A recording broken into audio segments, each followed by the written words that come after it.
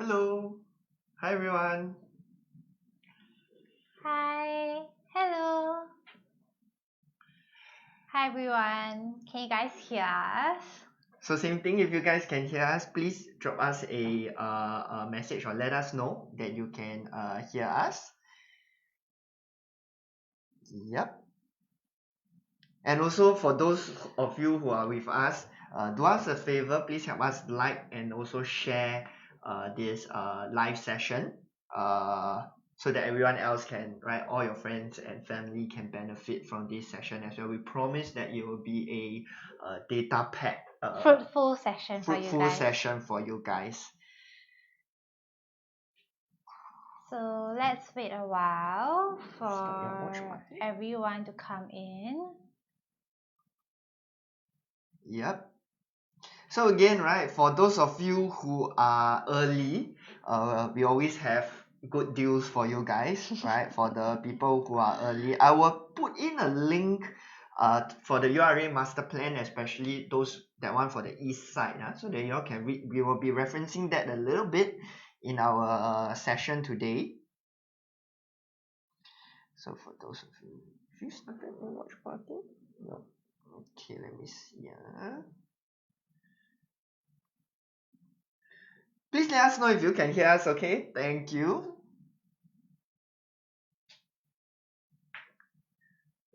Can see? Can you see my message? No, I Let me can't. see from here.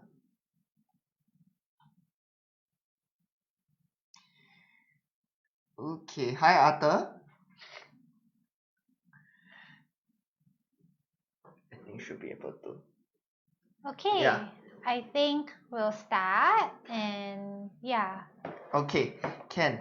Alright, so let's get started. Okay. Alright. So yeah. Shit, on Oh, you. yes, I start. So, welcome everyone to the first episode of our location specific sharing session. So, we will be doing an analysis of the market performance in the different regions in Singapore, North, South, East, and West. And today, our first episode will be talking about the East region. So, we have broken Singapore into four parts, into these four areas, and we'll be discussing each area in four different episodes. So you can see the dates on which we will be covering the future areas, and you can tune in then. So today we will start with the east, and then we will go to the west in the next Facebook Live. Don't ask us why we split it like that. We just felt that it might make more sense this way rather than going into which GRC you are in. Okay, so what does URA have planned for us in the east? Okay, so when we talk about what's going to happen in an area, there's no better reference to have than the URA master plan. Okay, so if you guys see the link that I have sent earlier, all right, in the most recent URA master plan 2019, right, they actually highlighted these three areas. And for those of you who have listened in to us, you know how we analyze properties and how much we like areas that have a lot of HDB supply in them, especially new HDBs. So in particular, right, we wanted to talk about Tampines South and the Bayshore. We won't talk about too much about the rest of the master plan because it's not a session for the master plan, right? We want to learn and pick up bits and pieces so to help our listeners be able to reasonably predict the opportunities in the property market in the future. Okay. So first, right, I will touch on Tampines South, right? So not sure if you guys have noticed, Tampines is the only HDB town with currently 3 MRT stations, right? And they're going to add one more, the Tampines North as part of the Cross Island Line. So you will have a total of 4 MRT stations serving Tampines, right? The rest of the towns are at most you get 2, right? Your Jurong East, Jurong West, right? So I must say HDB have done an excellent job in marketing Tampines, right? Because if you look at it, right, Tampines South, Tampines North, the sheer size of it, the sheer number of HDBs inside, they can very easily form a standalone town on their own, right? But the HDB wanted to use the people's familiarity with the area of Tampines to market these new BTOs lah. So thumbs up, good job to all the HDB marketing folks. Yeah.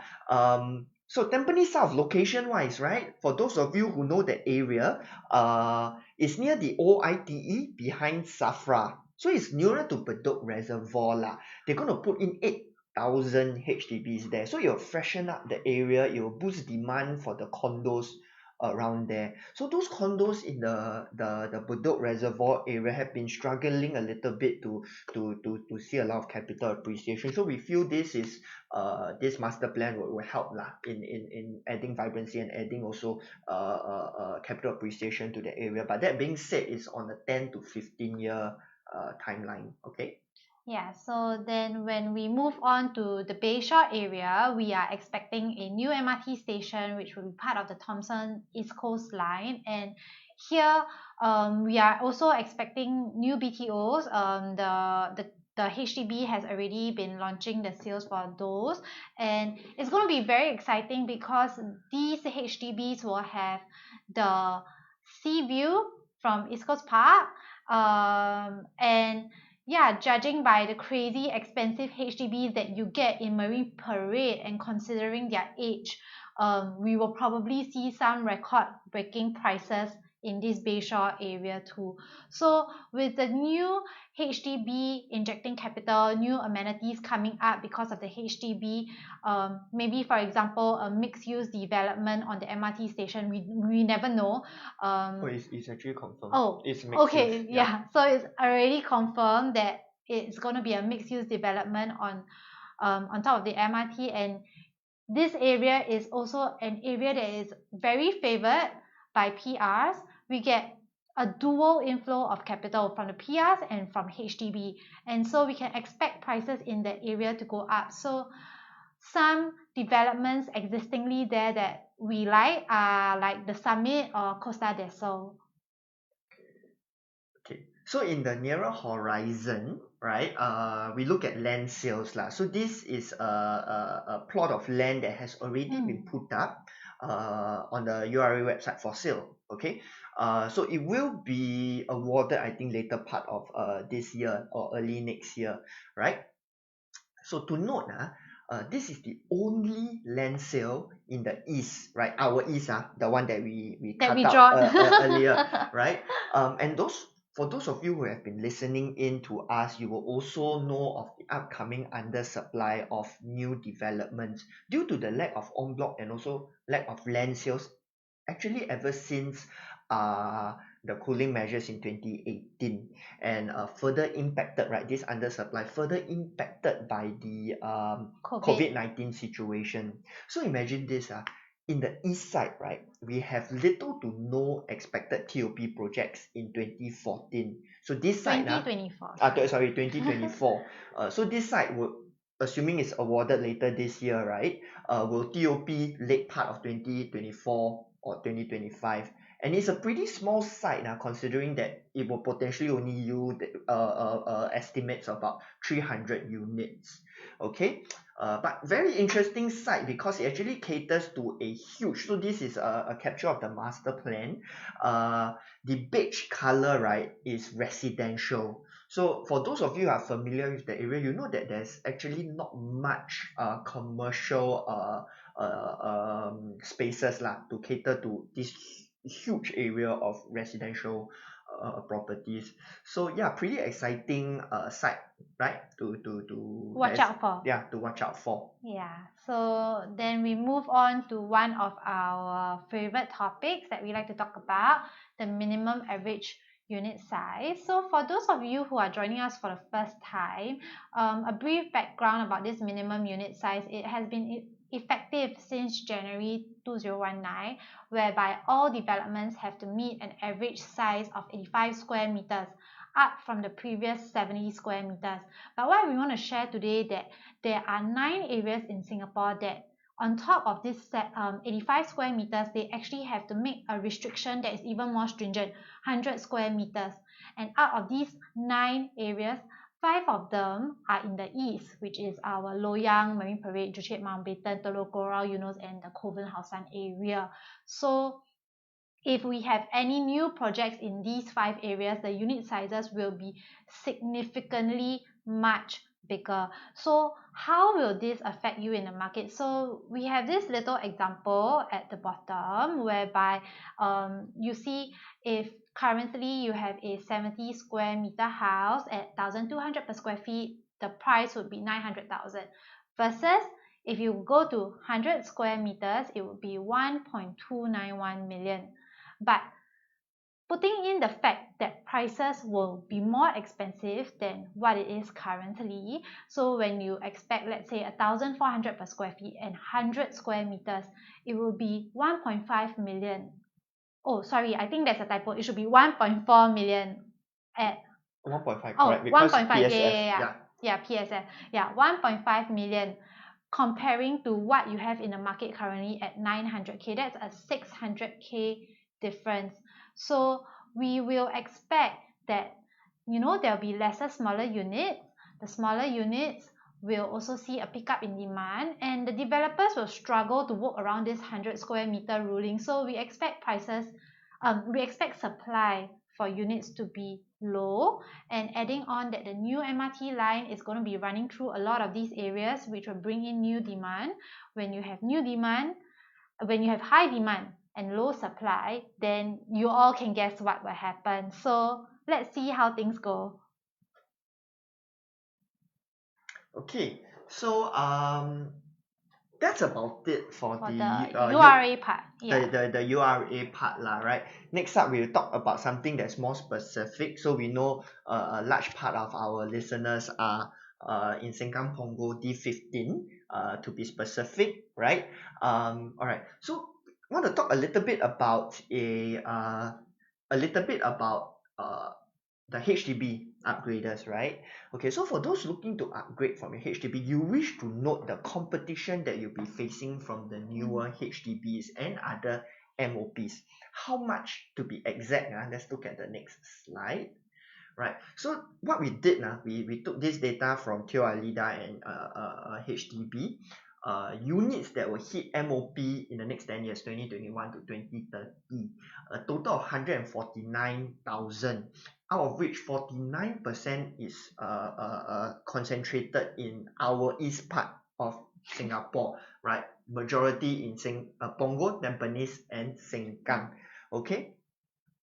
So 49% of the MOP supply in the next 10 years, and you, as you already know, right, the private supply is not going anywhere, right? It's going to be very, very little. The existing ones balance about 4,800 units only, those that you see on the market at this point in time. So it's a pretty scary situation to be in, whereby you are squeezed with on the selling side with a high supply, so a lot of competition, and on the buying side with very low supply, not much to choose from. Okay, so that's why for those of you who are seriously thinking about it, right, you can start exploring your options lah. Yeah, so what will be in demand with fewer new condos coming up?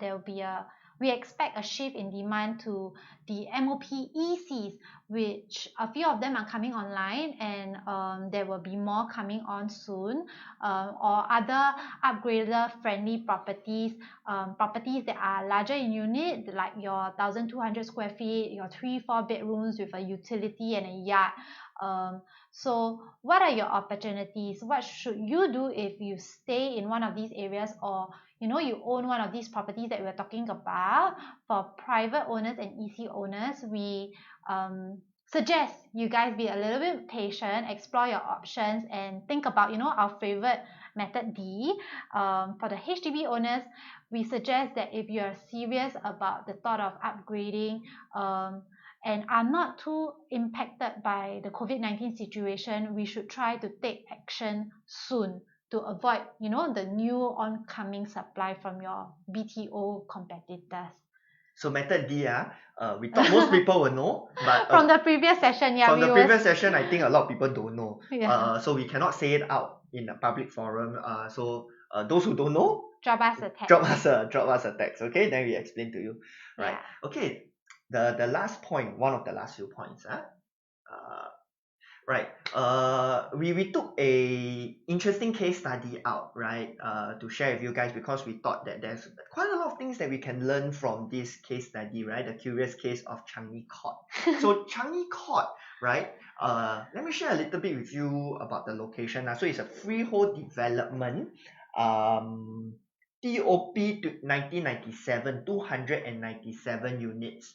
Right, it's located near to the SUTD, okay, right beside the new Upper Changi MRT. So this MRT was completed in 2017, okay. So another development that I picked up, which is just a little bit further down at Tanah Merah MRT, is the Glades. So the Glades have 700 plus unit lah. It was launched in 2015 and completed in 2016. And the last condo that I use as a case study, and for those of you who have listened in to us, we always like use to one. refer We to love to this. use it. Hyde Park Residences. It's very far from Sengkang MRT. Launched in 2015 and completed in 2019. Right?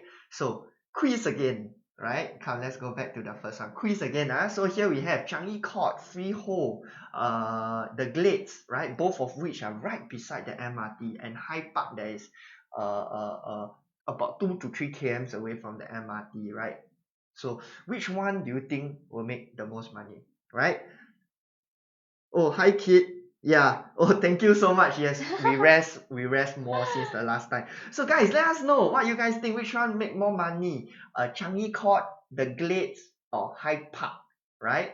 Very interesting case study. So join us, right? Let us know what you think, and we'll share with you the answer.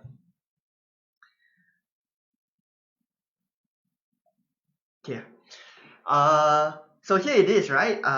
Distance from MRT Changi Court 270 meters. The Glades nearer 239 meters. Hyde Park is 2.6 km. Yeah, 10 times, almost 10 times further away, right?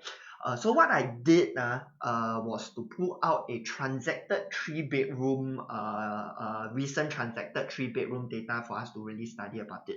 Maybe we jump to Nia Sing, Hyde Park, Kid, Glades. Okay, so here's your answer.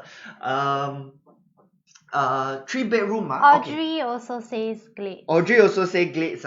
Okay, good. Seems like Glades is very popular. Thanks for participating. Yeah. Okay, the PSF when Changi Court was in 2015 it was averaging about 1,000 per square feet, right? The Glades as part of during the launch period, they average out, right? Oh no, I mean this particular unit was sold at 1,298 PSF, right? And Hyde Park, that particular unit was sold at 900 PSF.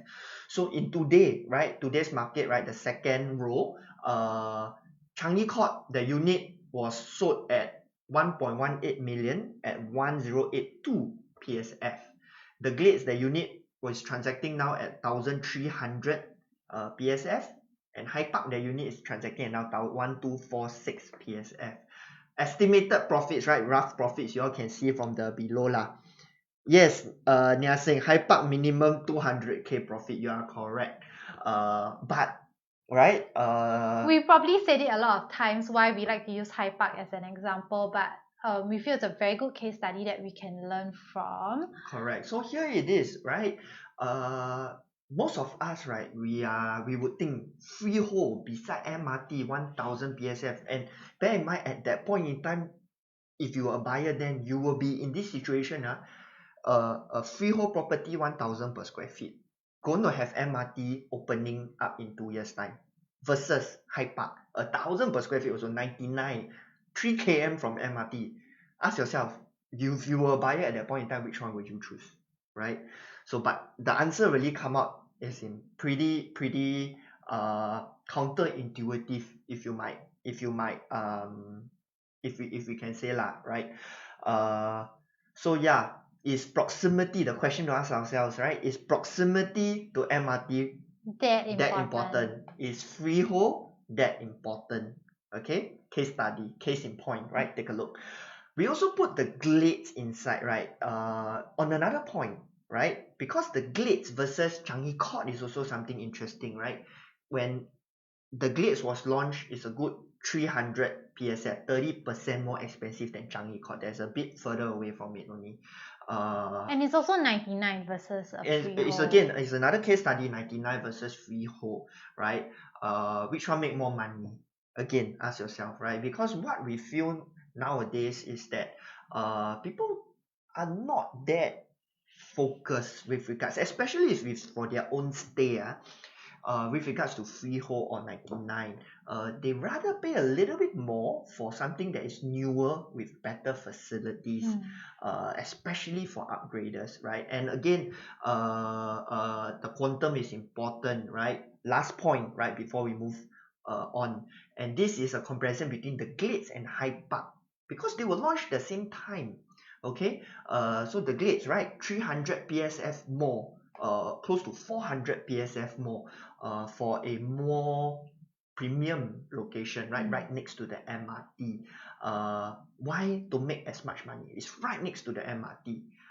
Again, right, we will sound like broken record, but we really want to emphasize this. Quantum is important. Look at what is the transacted price now. 1.2 million at Hyde Park, 3-bedder versus 1.47 million at the Glades, right? Which one more affordable? And I think that's the answer that we want to share lah. That's the info that we want to share.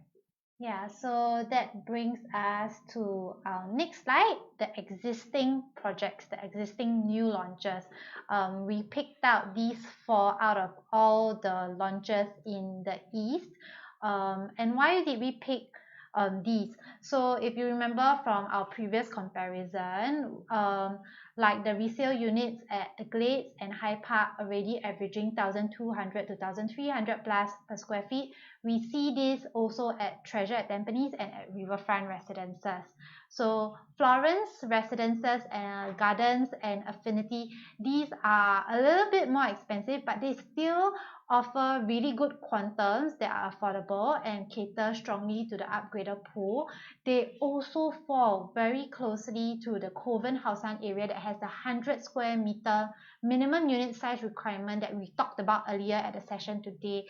So this means that future supply in these areas, right, will be much larger in unit size and hence, because of that, of a larger quantum. Okay, so so in the whole area, our east side, right, that we drew out, right? Next? Yeah. There's only basically 3 projects that's going to be coming online, right? We have Park Central that estimate about 700 units. We have the Pasir Ris mixed use site that is beside Pasir Ris MRT. Going to launch, I think, soon. It's by All Green. That should yield us about 480 units. And the Tanah Merah land sale site that we were sharing about, that should yield 300 units. Total out about 1,480 units.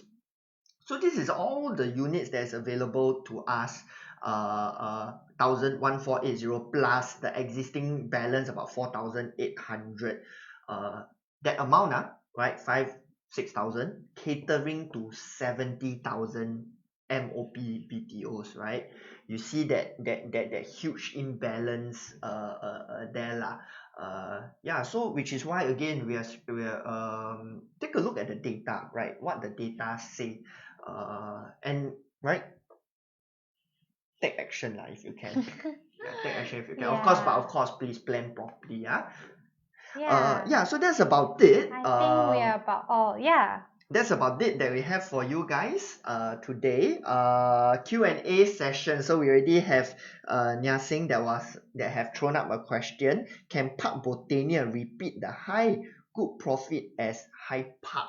Okay, several points to look at Park Botania. Okay, so Park Botania, it really depends on the per square feet that you're entering, that you entered at. I believe some of the first guys entered at about 1,002, 1,002. Yeah. At 1,002, we don't foresee any problems selling at a profit. Because today, Hyde Park, they are, I think, 1,002 pushing 1,003. I think they may have some already at 1,004. So I wouldn't worry so much about it. As to how much, okay, because then again, we got to think about it. When Hyde Park was launched, they were also one of the most expensive ones in that area. Why Hyde Park used such a high profit? A couple of factors, right? One of the factors is that it TOP during a time whereby there was very little supply. There were no options basically. Yeah, there was not much options, right? Number one, right? TOP during a period of very little other TOP supply. Number two, it actually moved past one cycle of Price benchmarks. price benchmark jumps, right? It was at the Yeah. previous supply cycle. So those of you who always listening in to us, you know about the supply cycle. So Hyde Park came from the last supply cycle, and the people they are selling in the resale market are pegging it to the prices of the current supply cycle, right? So Park Botania sold at current supply cycle. Next time in the resale market, selling at the next supply cycle. So how We much just exactly? have to wait for that to Yes, happen. yes, Yeah. you got to wait for the en bloc, the land sale in the next supply cycle, right? Then you will gauge lah how much can they really Yeah, make. and if you listen to our previous Facebook lives, based on our gauge, the next supply cycle shouldn't be too far away. Shouldn't be too far away lah, Yeah, because hopefully. not much we are land right. sales, right? Like you can see, not Yeah. much land sales, 18, 19, 20 in the east side. So many MOP, but only now balance about 6,000 units in supply, right? Hope we answered your question, Nia Singh. If okay, give a thumbs up. Kid, will you foresee skyscrapers after the airbase is moved? Very This good one a bit chance lah. hard. But I Yeah. feel most likely will be the case lah, because you look at areas like Clementi, right? Places like Clementi, whereby there's no height control, you see even the HDBs coming up to 30 plus 40 floors already. I think it's a little bit about future planning, because one shot they build like that, good lah, then they don't have to keep taking back and tearing down and build higher, take back, tear down, build higher. One shot they build 40 floors, good to last us 30, 40 years But I lah. think they also want to manage like the difference in heights, because currently in that area, you know, your heights are all maybe roughly about 15, 18 stories high. If you suddenly have one that is super high at 40 floors, then the landscaping might feel a bit different lah. So they might slowly adjust also. Yeah. If that happens, how will skyscrapers change the pricing? I don't think it's so much about whether it's a skyscraper or not, but it's Yeah. about the which part of the cycle these supplies come in lah. The Right? land sale at the bottom line. Yeah, the land sale Yeah. at the bottom line to really determine the prices. But of course, it will really help those fellas surrounding it now lah. But it's hard to foresee, so, and it's really really far away. This Paya Lebar airbase moving away. That's why we never really even talk about it. Don't know when they will really move away also. Yes, Nia Singh bought Park Botania 2017. 2017, I think your price should be not bad, so don't worry so much about Good it, luck. right? Okay, Penrose, opinion about Penrose, right? This Saturday, right? Friday, Saturday. I know quite a few of our listeners should be waiting for the ballot, so good luck to all of you. Penrose, this kind of price, from what the developers have shared, right? 1,004, 1,005, even 1,006. We feel it's a really good buy. So best of luck to all of you that are putting your checks in for the ballot. Yeah. Anyway, I think no time to put in a new check also lah. So Yeah. it's for those who have taken action already. 1,004, 1,005, 1,006 no brainer lah. 1,007, 1,008 depend on the facing. PSF depend on the facing. Okay. Yes. Fahan, right? Is Tampines Arc still attractive to get in now? Arc at Tampines, I believe you are talking about the one that is near to Temasek Poly. Second, I think it's the MOPEC. Really depends on your price quantum. You're looking at, I think down there don't have two bedders, should be three bedder. I haven't seen it in quite a while, so it really depends. Okay, so maybe it's hard for me to advise because it kind of depends on the quantum, the price. But And also what actually it also depends on what are your plans moving forward. Yes. It's really hard to say whether a certain development is good or not good. After all, it has to fit into your own personal property planning journey. And then then we will see whether that property fits into your plan or not. Yeah. So But in general, watch out for the quantums, right? As long as it's within an affordable quantum, next time you resell it, if you can, right? I tend to suggest get as big as a unit as you can, right? 3 premium, 4 bedroom. Next time the new supply come in, all those type of units will be very, very expensive. So you still have some market for this type of units lah. Yeah. Okay. Any last questions before we go? We really appreciate this week got more questions. So we appreciate it. Chun Wei, would 14XX for Treasure be on the high side? 14XX, which means you're probably looking at a two-bedder, if I'm not wrong. Two-bedder good facing. Should be a two-bedder good facing, if I'm not wrong. Okay, 14XX for Treasure. Depends on your holding period also. Depend on your holding period. I would watch out again. We repeat it many times. Watch out for the quantums. Over at Treasure, we feel it is at a really affordable quantum, right? Yeah. You can hold for 2 cycles, you'll be fine. Cause fundamentally we feel it's very similar to Hyde Park. Low entry price, low quantum, affordable for people to move in the future lah. Yeah.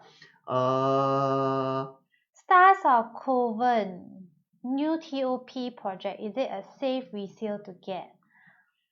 What's your PSF PQ? Stars of Coven. What's the PSF you are looking at, and what's the quantum you are looking at? And how long are you planning to hold this for? Yeah.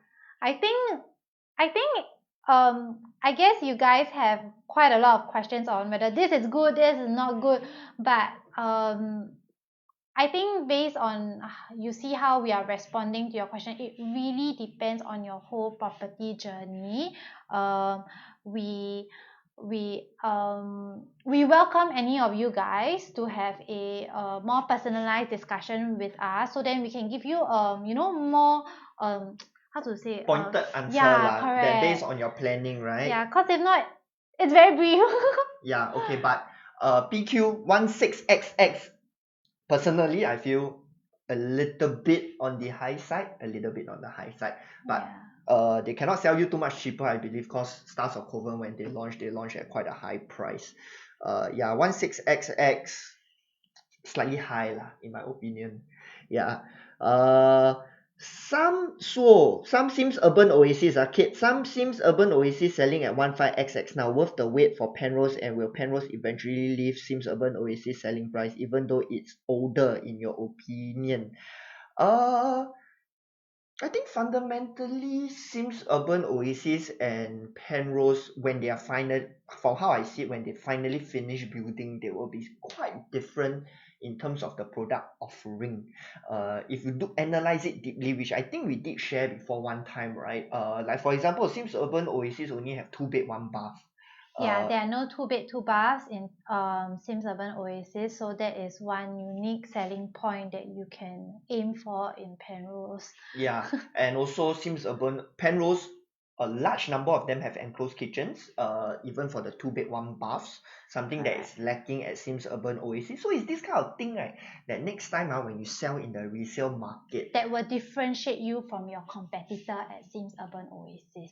The mm, unit sizes are also quite different, so it will really be a matter of preferences in the future lah. yeah, so it's a bit hard to tell, right? Well, I think Kit is coming from a PSF analysis.